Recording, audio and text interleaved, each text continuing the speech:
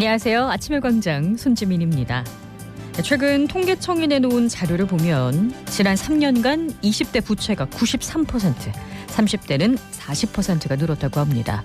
전월세 보증금이나 연끌로 마련한 주택 때문이기도 하고 주식이나 코인 같은 금융투자로 생긴 빚도 많습니다.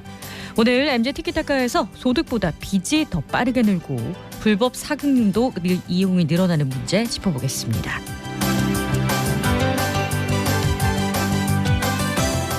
12월 22일 금요일 아침의 광장, 오늘도 시사비타민 알차게 챙겨드립니다. 한파특보가 확대 강화되고 있는데요. 이 시각 교통 상황과 날씨 알아보겠습니다. 배아연 리포터. 네, 먼저 고속도로 소식입니다. 중앙고속도로 춘천 방향 군위분기점 71km 지점에서 차량 속도 약간 떨어집니다. 이어서 시내도로입니다. 달구벌대로 감삼내거리에서 용산내거리 양방향으로 원활한 모습이고 대학로 복현호거리에서 경북대학교 서문삼거리 방향, 경북대학교 서문삼거리에서 신호 2번 받으셔야겠습니다. 청수로 황금내거리, 드란길내거리, 중동내거리 방향 모두 교통량 많은 모습입니다. 마지막으로 날씨입니다.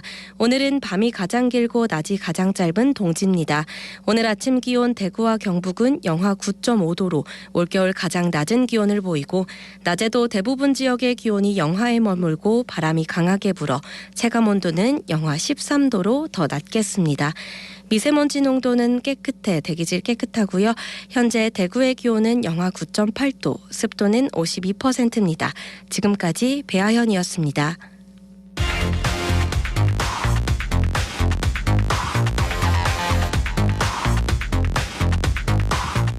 빠르고 정확하게, 명쾌하고 날카롭게 대구 경북의 오늘을 보는 KBS 대구 아침의 광장과 함께하고 계십니다. 대구 경북의 조건 브리핑으로 이어갑니다. 오늘 아침 뉴스 중앙일보 백경석 기자 나오셨어요. 안녕하세요. 네, 안녕하세요. 네, 첫 소식 전해주시죠. 네, 대구와 광주를 잇는 달빛철도 건설을 위한 특별법이 어제 국회 전체 회의를 통과했습니다. 경제성 부족이라는 논란을 딛고 철도 건설의 첫 문턱을 넘은 건데요. 이날 국회에선 달빛철도를 고속이 아닌 일반 철도로 짓기로 정했고 핵심인 예비타당성 조사 면제는 그대로 유지됐습니다. 기획재정부는 이날 예타 면제에 대해선 부정적인 입장을 유지했는데요. 달빛철도처럼 예타 면제를 특별법에 넣는 사업이 계속 나온다면 국가재정으로 감당하기 어렵다는 주장이었습니다. 다만 달빛철도를 단순 경제성이 아닌 국가 균형 발전과 동서 화합의 측면에서 봐야 한다는 목소리도 많이 나왔다고 합니다. 네, 그리고 철도 유형을 단선으로 지을지 복선으로 지을지 이게 또 화두였거든요. 이번에 정해졌나요? 네, 어제 법안 심사에서 논의가 길게 이어졌던 부분이 단선과 복선 문제라고 합니다. 열차를 단선으로 지으면 한 선로에서 열차가 양방향으로 오가기 때문에 비용은 저렴하지만 사고의 위험이나 열차 지연 가능성이 높습니다. 대신 복선으로 지으면 비용이 비싸진다는 단점이 있는데요. 의원들은 법에서 단선 복선 여부를 명기하지 않고 사업을 시행할 때 결정하기로 했습니다. 복선화 여부가 쟁점으로 계속 남으면 논의가 지연되면서 법안 심사가 미뤄질 우려가 있어 정하지 않았다는 겁니다. 네, 앞으로의 일정 좀 짚어볼까요? 네, 특별법이 오는 27일 법사위를 거쳐 28일 본회의에서 최종 처리될 것으로 예상됩니다. 이렇게 되면 대구시와 광주시가 목표했던 특별법의 연내 통과가 성사되는 건데요. 다만 예타 면제 조항을 두고 기획재정부 등 정부 부처의 반대가 커서 법사위 심사 과정에서 진통이 있을 것으로 예상됩니다. 특별법 제정까지 잘 진행이 된다면 2030년 철도가 완공됩니다. 네, 2030년 기다려보죠. 다음 소식 보겠습니다. 네, 외국인 마약 사범을 체포하는 과정에서 이들을 폭행한 혐의로 기소된 대구 강북경찰서 경찰관 5명이 어제 무죄를 최종 확정받았습니다. 1심에 이어 2심, 대법원까지 모두 경찰관들이 무죄라고 본 건데요. 이들은 지난해 5월 경남 김해의 한 모텔에서 필로폰을 판매하고 불법 체류한 태국인을 체포하는 과정에서 여러 차례 폭행하거나 경찰봉으로 머리를 때렸고 미란다 원칙도 고지하지 않아서 재판에 넘겨졌습니다. 또 이 과정에서 경찰은 영장이 없는 상태로 모텔 객실을 불법 수색했고 확보한 마약을 근거로 현행범으로 체포했는데요. 경찰이 직권을 남용했다는 겁니다. 법원은 왜 무죄라고 본 건가요? 네, 재판부는 현행범으로서 마약 사범에게 경찰관 신분을 밝히고 도주하려는 태국인을 체포한 건 적법하다고 봤습니다. 마약 사범으로 의심되는 불법 체류자의 소재를 알고도 방치한다면 범죄자가 도주하거나 추가 범행을 저지르는 것을 사실상 묵과하는 거기 때문에 오히려 경찰관으로서의 직무 유기에 해당할 여지가 있어 불법 체포에 해당하지 않는다는 겁니다. 네. 특히 마약을 투여한 공범들이 돌발 행동을 할지 모르는 상황에서 경찰관이 본인과 동료를 지키기 위해 강한 물리력을 행사한 것은 정당 행위에 해당한다고도 했습니다. 네, 다음 소식 볼까요? 네, 대구 경북 최초로 여성 장애인을 위한 산부인과가 경북 구미차병원에 문을 열었습니다. 구미차병원의 장애치나 산부인과에는 산부인과 전문의 4명과 간호사 26명, 전담 코디네이터 1명 등 40명이 근무합니다. 장애치나 산부인과는 여성 장애인이 안전하고 편리하게 임신과 출산 진료를 볼 수 있는 곳입니다. 또 여성 질환 관리를 받을 수 있는 편의시설과 장애치나 장비도 갖췄습니다. 이동 지원과 수어 통역 등 의사소통 편의도 제공됩니다. 전국에는 구미차병원을 포함해 서울대병원, 울산대병원 등 8개 병원이 장애치나 산부인과를 운영하고 있습니다. 네, 지역에 꼭 필요한 병원이 문을 열었는데요. 아주 기쁜 소식입니다. 다음 소식 볼까요? 네, 올 한 해 동안 대구 지역 배달 음식점 54곳이 위생수칙 위반으로 당국에 적발됐다고 합니다. 대구시의 점검 결과 북구의 한 베트남 음식점은 유통기한이 1년 지난 소스를 조리 용도로 보관하고 있다가 적발돼 영업정지 15일에 행정처분을 받았습니다.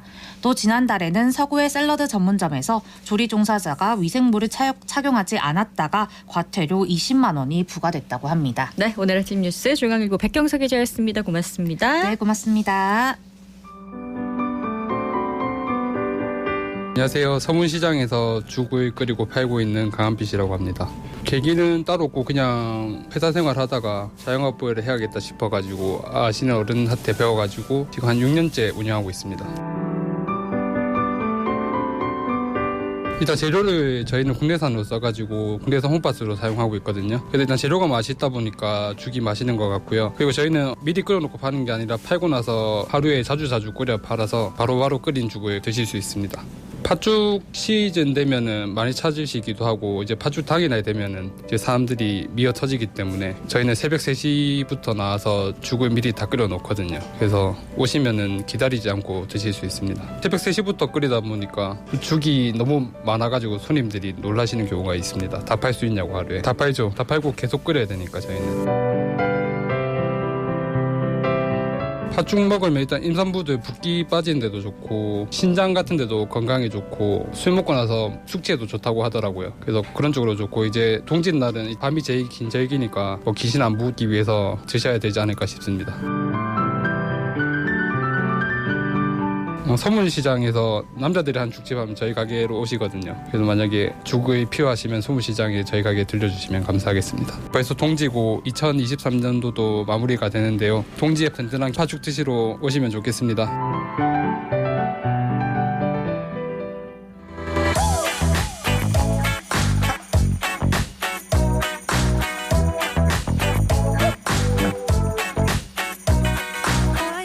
MZ세대들은 정치와 사회 이슈, 삶의 문제를 어떻게 바라보고 풀어갈까요? 젊은 그들의 생각을 펼쳐보는 MZ 티키타카.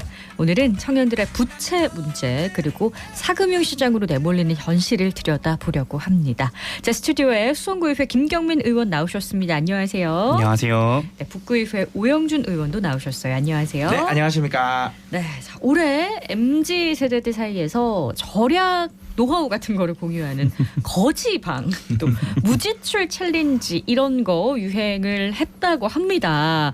청년들의 주머니 사정이나 뭐 체감하는 물가, 저축 이런 걸로 1년을 한번 돌아볼까요? 이제 한창 코로나 시기에 왜 유행했던 말이 있잖아요. 네. 벼락거지 이제 뭐라고 대표되는데 뭐 네. 주식이라든지 코인이라든지 이런데 이런 흐름에 탑승하지 않으면은 내가 순식간에 청년층 안에서도 벼락거지가 되겠다. 약간 그런 트렌드가 있었는데 완전히 뒤바뀐 것 같은 지금 경향이 보이고 있죠. 특히 이제 거지방 같은 경우에는 이게 조금 한번 들어가 보신 적 있으세요? 아, 저는 전혀 안 들어갔습니다. 저는 아까도 제가 있더라고요 있어요라고 소개를 해드렸어요. 궁금해서 한번 들어가 본 적이 네. 있는데 정말 필사적으로 절약하세요, 다들. 아. 이제 근데 그게 소위 말하는 막 어거지로 이제 절약을 하는 게 아니고 네. 정말 본인들의 그런 소비 습관을 좀 고치고 싶다. 아. 혼자서 안 되니까 다 같이 한번 해보자. 약간 그런 마음이 조금 보였거든요. 그래서 트렌드긴 하지만 이제 또 대다수가 또 동의를 하지 않는 그 중에서도 아주 소수의 분들만 또 참여하는 그렇게 좀 보시면 좋을 것 같아요. 그들만의 일그인 네. 경향이 있다.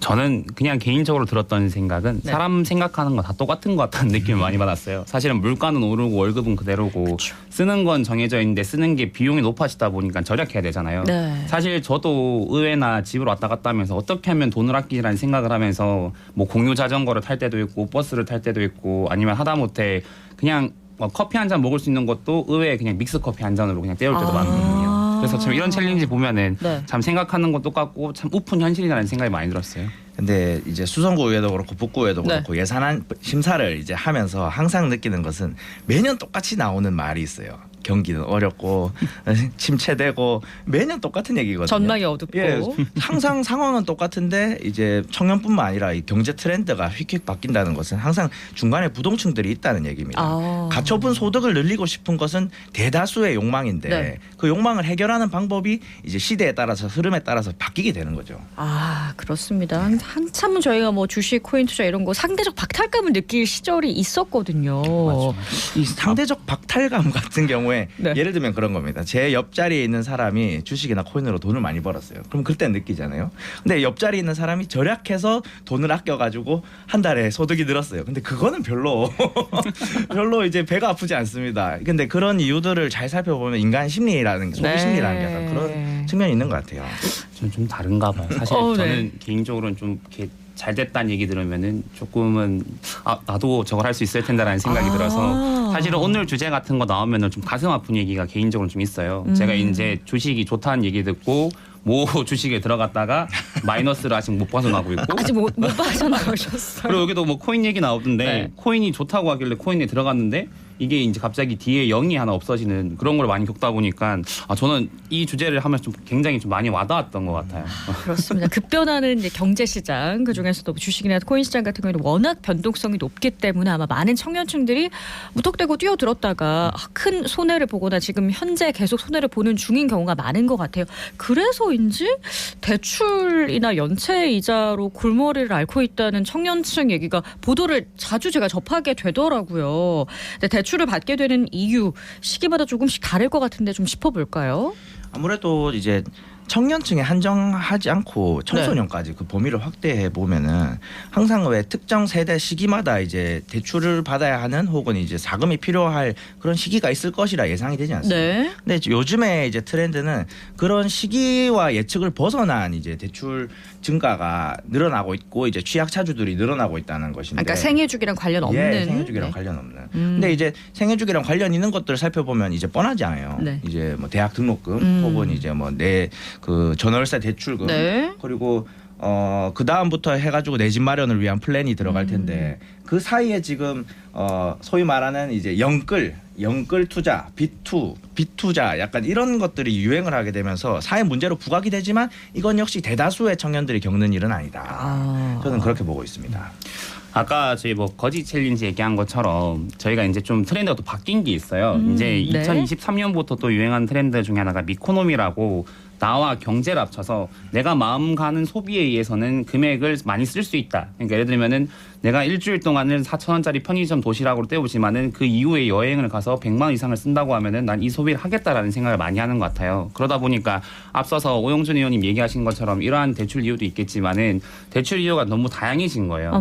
네. 그리고 저희가 이제 2019년도에 이제 플렉스라는 게 사실 소비 트렌드로 많이 대두됐었잖아요. 네. 그리고 또 SNS나 이런 것들 합쳐지면서 이제는 단순히 플렉스를 넘어서 또 아끼다가 또 넘어가가지고는 어쨌든 SNS에 내가 가진 일상은 공유하고 싶고 그렇기 때문에 한정된 금액을 아껴서 뭔가에 대해서 쓰기 위해서 대출을 받는 소비 형태도 좀 많이 나타나고 있는 것도 문제인 것 같습니다. 과거에는 가성비가 이제 그 대표되는 소비 습관이었다면 현재는 가심비가 조금 더 이제 청년들의 소비 습관에 영향을 많이 미치는 것 같아요. 네. 이 미코노미랑도 연결이 되고 가심비를 연구하는 이제 그 여기 기업체라든지 제조업체라든지 굉장히 많은 것 같습니다. 그렇습니다. 그러면 미코노미든 가심비든 대출이 늘어나는 현재 상황을 한번 짚어보죠. 사실 이 상황을 보기에 저도 네. 좀 이 라디오를 준비하면서 많이 공부를 했는데 네. 정말 좀 심각한 것 같아요. 그래서 조금 거시적으로부터 좀 짧게 들어가면은 일단은 가계부채 비율로 봐도 저희가 굉장히 많이 국가적으로 늘어난 상태예요. 네. 근데 이게 뭐 이 딱 주제만 놓고 봤을 때는 저희 30대 미만의 비율이 50대를 2012년도부터 이 통계를 작성을 했었는데 20, 30대의 그 가계부채 부채 비율이 비율이? 50대를 능가하는 상황이 발생해 버렸어요. 네, 이것만 봐도 어마무시한 건데 이제 이 대출 이제 금이 증가했다는 것 자체가 물론 이제 사회적인 문제로 비춰질 수 있지만은 네. 올바른 금융 지식을 가진 상태에서 이제 대출금이 늘었다는 것은 또 그렇게 심각하게 바라볼 필요는 또 없을 수도 있습니다. 근데 문제는 네. 이제 그렇지 않을 확률이 높다는 거죠. 빚도 자산이니까. 예, 네. 근데 이제 여기서 이제 더 나아가게 되면은 또 사회적인 문제가 장기적으로 봤을 때 이어질 수 있는 것이 취약차주들이 늘어나게 되면 가계 부채가 증가하고 이제 가계 소득이 줄어들게 되잖아요. 그럼 결국에 그 취약차주들이 내 집 마련을 하기 굉장히 어려워집니다. 이게 저출산 인구 감소로 이어지는 거예요. 그러니까 그런 장단기적인 대책을 같이 보고 해야지 단순히 이제 대출금이 늘어났다고 해서 이것은 문제다 하고 치워버리게 되면은 뭐 해결책이 나올 수가 없어요. 그렇습니다. 예. 악순환을 불러일으키는데요. 지금 가장 저희가 또 문제시 되고 이야기를 나눠봐야 되는 게 이 사금융입니다. 불법 사금융에 우리 20, 30대가 노출이 많이 된다고 하는데 이게 어떤 방식으로 접근이 되는지 좀 알려주세요. 일단 제일 네. 기본적으로는 SNS를 통해서 사실 많이 노출이 돼요. 예를 들면 뭐 인스타나 페이스북 같은데 저도 가끔씩 그런 대부업 광고를 하는 건가요? 광고가 노출되는데 대부업이라고 신고가 돼 있지 않은 업체에서 예를 네. 들면은 뭐 일주일에 100만 원을 빌려주는데 뭐 기록에 남지 않는다. 뭐 이자는 뭐 일주일에 10만 원만 내면 된다 이런 건데 단순히 금액만 봤을 때는 적으니까 괜찮다라는 건데 이 비율을 보면 이자율은 높은 편이잖아요. 그쵸. 그렇지만 뭐 예를 들면 청소년 친구들 또는 이런 기록은 안 남고 싶고 부모님한테 벌리긴 좀 그러니까 애매모호한 금액들에 대해서 네. 이 청년들한테 노출되다 보니까 이용되는 건수가 많더라고요. 이게 어떻게 편리하게 이런 불법 사금융에 노출이 되게 되느냐 그 네. 부분을 짚어봐야 됩니다. 이런 예를 들면 이런 거 정말 위험하죠. 뭐 휴대폰을 이제 넘기고 대출을 받는 내구재 대출 같은 경우에 간편하잖아요. 제가 가지고 있는 휴대폰만 이제 내면 됩니다. 근데 거기서 이제 끝나는 것이 아니고 뭐 가전 내구재, 상조 내구재, 집안에 있는 것들을 점점 넘기게 되는 거예요. 왜 이런 그 사금융을 이용하게 되느냐? 결국에 그 제1금융 혹은 제2금융이 이제 청년들 혹은 이제 저소득층에게 열려 있지 않아서 그런 겁니다. 이게 금융이라는 것은 통화의 융통이고 전체 사회 구성원들이 동의를 했기 때문에 융통할 수 있는 것인데 정작 그 저소득층들은 이 금융 혜택에서 벗어나 있다. 높은 확률로 그 저소득층들은 금융에 대한 이해와 지식이 부족하다. 그러면 금융에 대한 이해와 지식을 조금 늘리는 방향을 좀 더 추구해야 되지 않냐. 저는 그렇게 보고 있습니다. 저는 좀 반대로 보는 게 사실은 앞서서 오영준 의원님 얘기하신 것처럼 대출금이 많은 게 문제인 것이 아니라 네. 이런 것들을 어떻게 뭐 장기적 관점을 보고 이 대출금만에 보는 게 아니라 좀 장기적인 그러니까 넓게 봐야 된다는 관점을 제시하셨잖아요. 네. 사실 저는 좀 반대로 보는 게 지금 아까 가계부채 얘기를 하다가 말았는데 가계부채 비율이 상당히 높아진 상태잖아요. 근데 이 상태가 우리나라 경제구조 같은 경우를 보면은 수출 국가이다 보니까는 미국의 뭐 금리나 이런 것들에 영향을 많이 받을 수밖에 없는데 네. 그러면은 이거를 상대하기 위해서 만약에 해외 시장이 금리가 높아지게 되면 우리도 같이 올라갈 거 아니에요. 네. 지금도 부동산 시장이나 아니면 청년 채무 이런 것들을 함부로 못 움직이는 이유가 뭐냐면 네. 부채 비율이 상당히 많이 가지고 있기 때문에 그런 거거든요.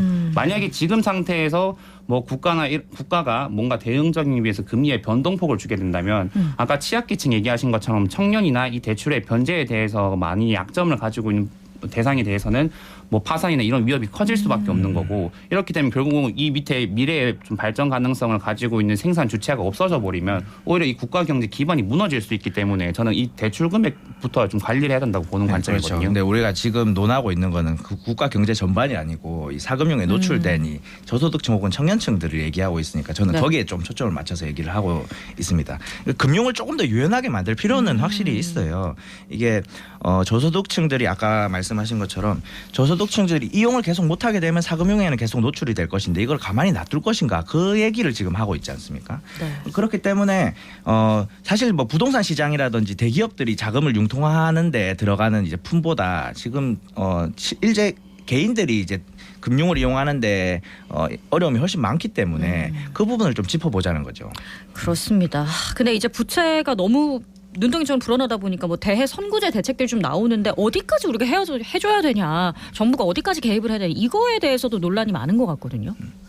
저는 사실은 좀 교육적인 부분이 필요한 것 같아요. 앞서서 뭐 얘기했던 부분처럼 뭐 이 주제만 두고 봤을 때는 사실은 우리가 1금융권, 2금융권, 3금융권 나눠져 있잖아요. 네. 근데 우리가 신용제가 이제 점수제로 바뀌면서 1금융권이 사실은 커트라인 점수를 보면 보통 910점에서 920점 후반대, 그러니까 정말 상위권인 분들이 많이 가고 네. 이제 중신용권자라고 하죠. 이제 제2금융권을 보통 가는 분들을 보면 한 800점에서 한 900점대 또는 이제 700점에서 가는데 제도는 사실은 많아졌어요. 그리고 인터넷 뱅킹이나 또 여러 가지 은행 뭐 이런 조금 제도들이 생기면서 대출에 대한 폭들은 넓어졌는데 문제는 이거를 받는 사람들에 대한 그 생각들이 어떻게 대출을 하냐에 대한 그 마무리가 안 되다 보니까 이게 문제가 생기고 있다고 생각하거든요. 그렇죠. 이제 교육의 중요성은 굉장히 공감을 합니다. 근데 특히 경제를 포괄하는 교육보다는 금융에 한정된 그 교육이 정말 필요하다고 생각해요. 지금도 이미 늦은 감이 있지만은 현재 청소년들에게 이 금융 하나만큼은 공교육이 좀 책임을 져야 된다고 생각을 합니다. 그렇습니다. 오늘 MG 티키타카 북구의회 오영준 의원, 수성구의회 김경민 의원 두 분과 함께 이야기 나눴습니다. 고맙습니다. 감사합니다. 감사합니다.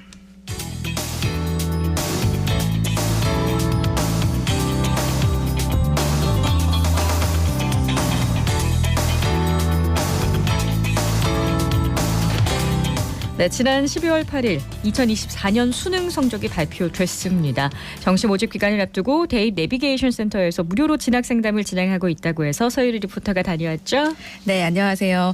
대입 내비게이션 센터가 있는 대구시 교육청 본관에서는 대입 지원관과 함께하는 대입 상담실이 진행되고 있는데요. 내년 1월 3일부터가 정시 모집 기간이라서 그전인 1월 2일까지 상담을 받을 수 있습니다. 한 사람당 35분씩 하루에 9회 상담을 이어가고 있는데요. 현장의 소리와 함께 허경아 대입 지원관의 이야기 들어봅니다. 제 성적으로 정시 모집에 어떤 과에 가면 유리할지 고민이 돼요. 안정 지원할 수 있는 학과를 찾으신다면 대학에 가서 전과계라든가 복수 전공, 또 유사한 학과, 또 연계 전공 이런 것들도 고려해 보시면 좋을 것 같아요.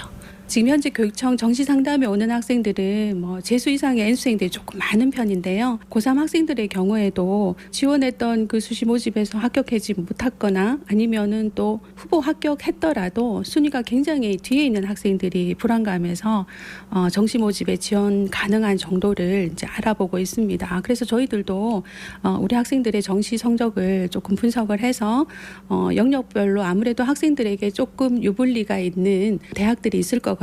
상향이나 적정이나 안정 정도의 수준의 대학들의 리스트를 선택을 할 수 있도록 저희들이 리스트를 학생들에게 보여주고 상담을 해주고 있습니다. 상위권 학생이라면 당연히 표준 점수라든가 뭐 영역별 반영 비율 이런 것들을 고려해서 지원하실 것 같은데요. 중하위권 학생들도 조금 더 안정적인 지원을 고려해 봐야 될 것 같아요. 네, 정시 모집에서는 수능 성적에 맞춰서 지원해야 되는 측면이 있긴 한데 원하는 학교를 가서 전과하는 것도 방법이겠네요. 네, 맞습니다. 또 지원관님께 들어보니까요. 올해 수능이 어렵기도 했고 정시에는 가나다군에 각각 한 곳만 지원이 가능하다 보니까요. 안정 지원을 고려하는 수험생이 많다고 하는데 상담을 한 수험생과 학부모의 이야기 들어봤습니다. 제가 22학년도 수능을 봤었는데 그때도 모든 과목 불수능이라고 했었는데 이번에는 조금 더 시험 치는데 시간적으로도 빡빡했던 것 같고 치면서는 아무 생각 없었는데 치고 나서 보니까 변별력을 정말 잘 갖췄다고 생각했어요. 풀면서도 고난도는 없었지만. 시험 치고 나서 주변 친구들이랑 얘기하고 보니까 국어 같은 경우에는 언어와 매체가 매체 부분이 어려웠다고 다들 얘기했고 국어를 잘 쳐야 이번에 대입에 유리할 거라고 이런 얘기가 오갔어요. 이번에 상향으로 넣어도 덜 위험할지 이런 거 여쭤보려고 했고 상중하 이렇게 넣는 게 유리할지 아니면 안정으로 몇 개 더 넣어야 될지 이런 거를 상담하고 싶었어요. 하나 정도는 상향으로 넣고 나머지는 안정이나 적정 정도로 지원하려고 생각하고 있습니다. 저는 이번에 수능 시험을 치고 정시에 지원하려고 하는 수험생의 엄마입니다. 저희는 N수생이라 어디 상담할 때가 마땅치 않았는데 상담도 정말 잘해 주셔가지고 이번에 도움이 많이 될 것 같습니다. 대입 내비게이션 덕분에 든든한데요. 네, 맞습니다. 이렇게 대구광역시 교육청 진학진로 정보센터 홈페이지를 자주 보면 대입에 관련된 다양한 정보 얻을 수 있으니까 참고하시고요. 이어서 대입 내비게이션 센터 배민규 장학사의 이야기 들어봅니다. 대입 내비게이션 센터는 대입과 관련된 모든 정보들이 다 저희 센터로 모인다라고 생각을 하시면 될 것 같습니다. 대입 지원관님께서 상설로 상담을 해주시면서 수시하고 정시 같은 입시철에서는 특별히 조금 더 수시 정시에 특화된 상담을 또 지금 진행을 하고 있고요.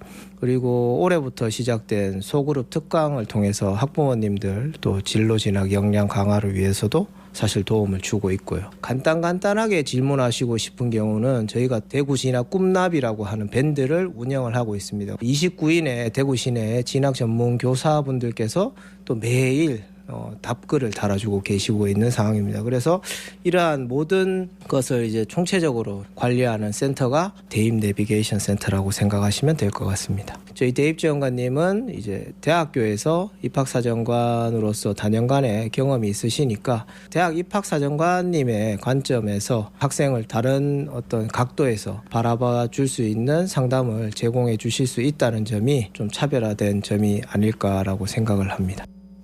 네, 수험생은 수능 점수와 지망 학교 또 학과를 미리 생각해두면 원활한 상담에 도움이 되겠고요. 오늘 저녁 대구시 교육청 행복관에서는 대입 정시 모집 지원 전략 설명회가 또 열립니다. 관심 있는 분들은 참여해 보시면 좋겠습니다. 네, 서유리 리포터 잘 들었습니다. 고맙습니다. 네, 고맙습니다. 네, 오늘 동지인데요. 찬바람 속에 종일 영하권 추위가 이어집니다. 낮 기온이 대구 포항은 영하 2도, 안동은 영하 3도가 예상이 되고요. 건조특보가 동해안뿐만 아니라 대구와 경산 등으로 확대가 돼 있는 상태입니다. 이런 날씨에는 바람까지 많이 부니까요. 화재에 나지 않도록 부쩍 조심하셔야겠습니다. 12월 22일 아침의 광장이 준비한 소식은 여기까지입니다. 오늘도 함께 해주셔서 감사합니다.